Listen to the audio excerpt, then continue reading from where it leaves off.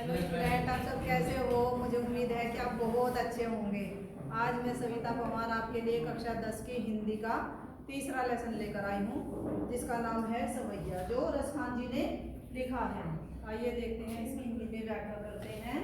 मानुष हो तो वही रस खानी बसो ब्रज गोकुल गाँव के ग्वार ने, जो पशु हो तो कहाँ बस मेरो चरो नित नंद की धेनु मजारन, पावन हो तो वही गिरी को जो करियो छत्री पुरंदर धारनी, जो खगी हो तो बसेरो करो मिली कालिंदी फूल कदम की डार।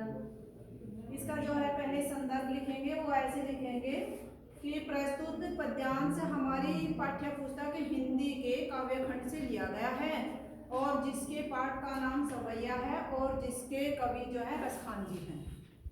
आइए देखते हैं, फिर हम व्याख्या करेंगे। और इसमें मानुष हो तो वही रसखान, ये रसखान जी कहते हैं कि हे प्रभु, यदि मुझे अगले जन्म में आप मनुष्य बनाओगे तो बसो ब्रज गोकुल गांव के द्वारा, तो मेरी इच्छा है कि मैं ब्रज और गोकुल के गांव के बीच में बसूं, यानी कि उनकी गोपियों के साथ में रहूं। जो पशु हो तो कहा बस मेरो। और फिर रसखान जी कहते हैं कि मेरा बस इतना तो नहीं है, मेरे बस की तो बात नहीं है, लेकिन फिर भी जो मैं पशु बनूं तो मैं चरू नित नंद की धेनु मझारन, तो मैं नंद बाबा की गायों के बीच में रोजाना चरूं, यानी कि जिससे मैं तुम्हारे पास रहूं।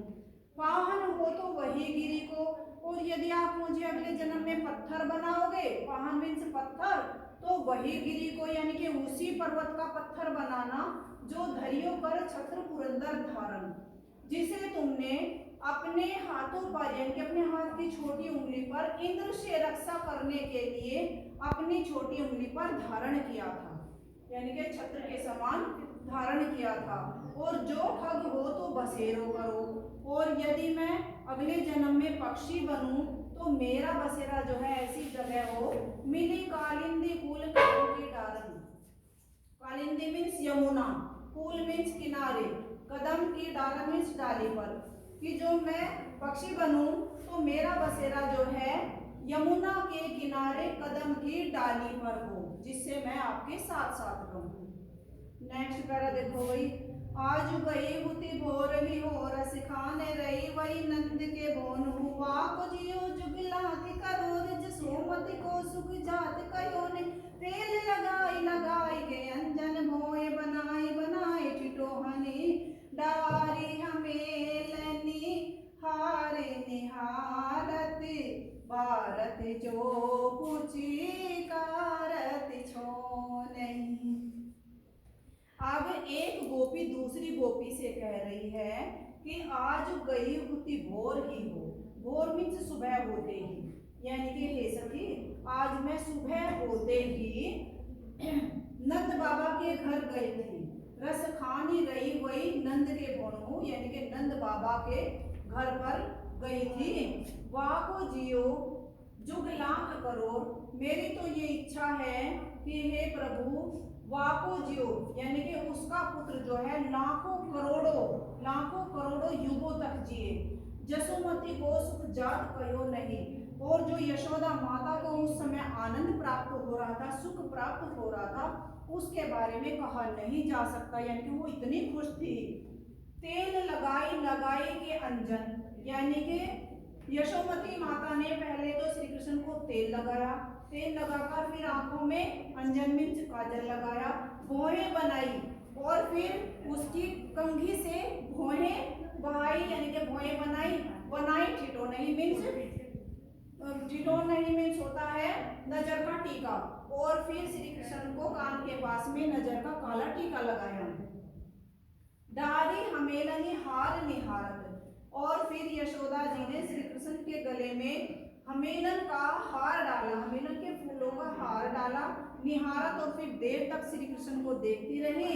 वारत जो कुछ कारण छो नहीं, और फिर वो अपने पुत्र को बार बार पुचकारती रही, यानी कि बार बार उसके माथे को चूमती रही।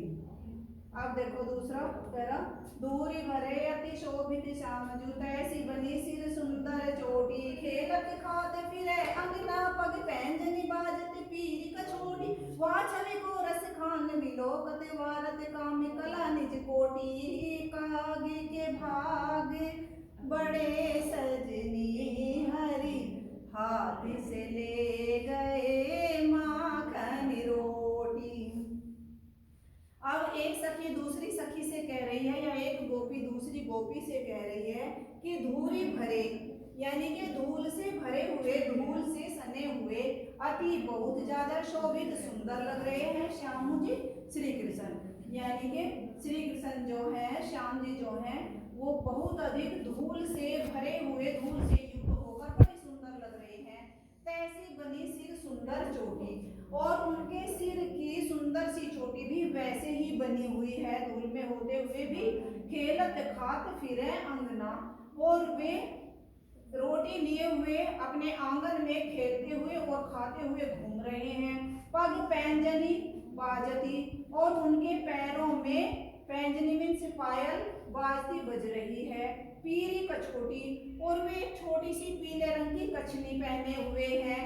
वह छवि को रस खानी विलोकत, और उस छवि को देख कर, रसखान जी कहते हैं, विलोकत मीन्स देख कर, उस छवि को देख कर रसखान जी कहते हैं कि वारत काम कला निज कोटि, कि कामदेव ने भी अपनी कोटि मीन्स करोड़ों, मीन्स अपनी कलाओं को, वारत मीन्स श्री कृष्ण पर न्योछावर कर दिया है।